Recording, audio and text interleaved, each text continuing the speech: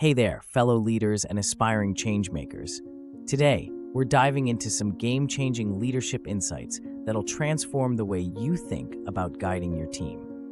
I'm excited to share with you 5 powerful takeaways from Simon Sinek's influential book, Leaders Eat Last. This isn't just another leadership guide, it's a blueprint for creating a workplace where people thrive, trust flourishes, and success becomes a natural outcome. Now, you might be wondering, what's so special about these insights? Well, let me tell you, they're not your run-of-the-mill leadership tips.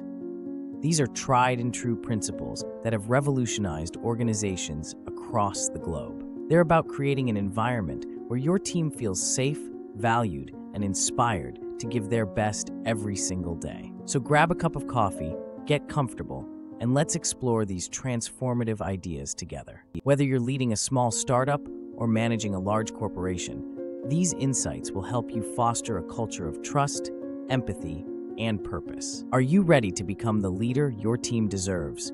Let's jump right in. First up, let's talk about creating a circle of safety. Imagine a workplace where everyone feels protected, where they can focus on their work without worrying about office politics or backstabbing. That's what a circle of safety is all about.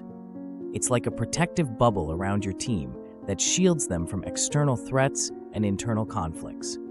As a leader, your job is to be the guardian of this circle. You need to create an environment where your team feels secure enough to take risks, share ideas, and even make mistakes without fear of repercussion. This isn't about coddling your team. It's about fostering trust and collaboration. I remember when I first implemented this in my own team. We had a project that was going south and everyone was on edge. Instead of pointing fingers, I gathered the team and said, "We're in this together. Let's figure out how to fix it." The change was almost immediate. People started opening up, sharing ideas, and working together to solve the problem. That's the power of a circle of safety. To create this circle, start by being transparent. Share information freely, even when it's not all good news. Encourage open communication and make it clear that there are no stupid questions or ideas. When someone makes a mistake, use it as a learning opportunity rather than a chance to criticize. Remember, your actions speak louder than words. If you want your team to trust each other, you need to show that you trust them first. Now, let's move on to our second insight, leading with empathy. This is about more than just being nice. It's about truly understanding and addressing your team's needs. It's about putting yourself in their shoes and seeing the world from their perspective. Empathy is a powerful tool in a leader's arsenal. When your team feels understood and valued, they're more likely to be loyal, motivated, and productive. But here's the catch. Empathy isn't something you can fake. It requires genuine interest and active listening. I've found that one of the best ways to practice empathy is through one-on-one meetings. Not the formal agenda-driven kind, but casual check-ins where you ask, "How are you doing?" and genuinely listen to the answer. Pay attention to not just what they're saying, but how they're saying it. Are they stressed, excited, worried? These cues can give you valuable insights into their state of mind. Remember, empathy isn't about solving everyone's problems. Sometimes people just need to be heard. By showing that you care and understand, you're building a foundation of trust and respect that will strengthen your team. Our third insight is all about sacrifice. Now, I know what you're thinking. Sacrifice doesn't sound very appealing, but hear me out. This isn't about martyrdom. It's about putting the team's well-being above personal gain. It's about leading by example and showing your team that you're willing to roll up your sleeves and do what needs to be done. Think about it this way. If you're always looking out for number one, why should your team be any different? But when they see you sacrificing your time, energy, or even personal glory for the good of the team, it inspires them to do the same. I once had a boss who would always take the late shift during crunch time, even though he could have delegated it. He'd be there, sleeve rolled up, working alongside the team. It made us all want to work harder, not because we had to, but because we wanted to match his dedication. Sacrifice doesn't always have to be grand gestures. It can be as simple as giving credit to your team for a successful project, even if you played a major role. Or it could be taking on an unpleasant task to spare your team. The key is to show that you're not above any task, and that you're willing to put the team first. Next up, we have building strong bonds. This goes beyond just being friendly with your colleagues. It's about creating genuine connections and relationships within your team.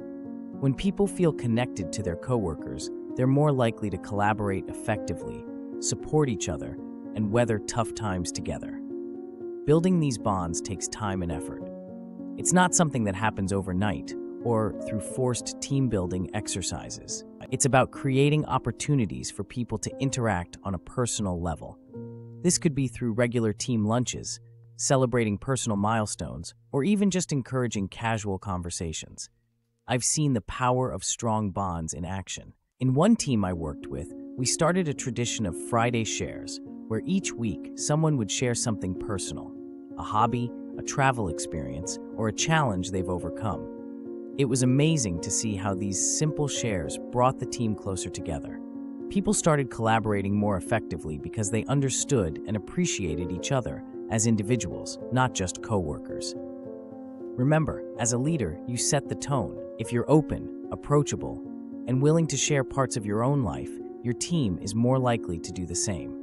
These bonds create a resilient team that can face challenges together and celebrate successes as one. Last but certainly not least, we have our fifth insight: inspiring purpose. This is about aligning your team's goals with a shared mission that motivates everyone. It's about answering the why behind what you do. People don't just work for a paycheck. They want to feel that their work matters. As a leader, it's your job to connect the dots between their daily tasks and the bigger picture. How does their work contribute to the company's mission?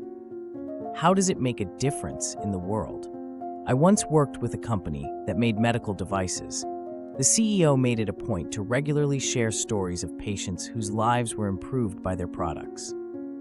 Suddenly, those long hours of testing and refining designs weren't just about meeting deadlines, they were about changing lives. The sense of purpose was palpable, and it drove the team to new heights of innovation and dedication. To inspire purpose, start by clearly articulating your company's mission. Make sure it's more than just making money. It should be something that resonates on a human level. Then consistently reinforce this mission in your communications and decision-making. Show your team how their work contributes to this larger purpose. Remember, people want to be part of something bigger than themselves. When you give them a compelling purpose to rally behind, you tap into a powerful source of motivation and commitment. And there you have it, folks. 5 powerful insights that can transform your leadership style and create a thriving, motivated team. From creating a circle of safety to inspiring purpose, these principles are all about putting people first and creating an environment where everyone can do their best work. Remember, great leadership isn't about having all the answers or being the smartest person in the room. It's about creating the conditions where others can shine, where trust flourishes, and where everyone is working towards a shared goal. So, I challenge you to take these insights and apply them in your own leadership journey. Start small if you need to. Maybe focus on one principle at a time. But I promise you, the results will be worth it. Before we wrap up, I want to hear from you. Which of these insights resonated with you the most? How do you plan to implement them in your leadership style? Drop your thoughts in the comments below. And hey, if you found this video helpful, don't forget to give it a thumbs up and hit that subscribe button. Share it with your fellow leaders who could benefit from these insights. Together, we can create workplaces where everyone thrives. Until next time, keep leading with heart, empathy, and purpose. You've got this.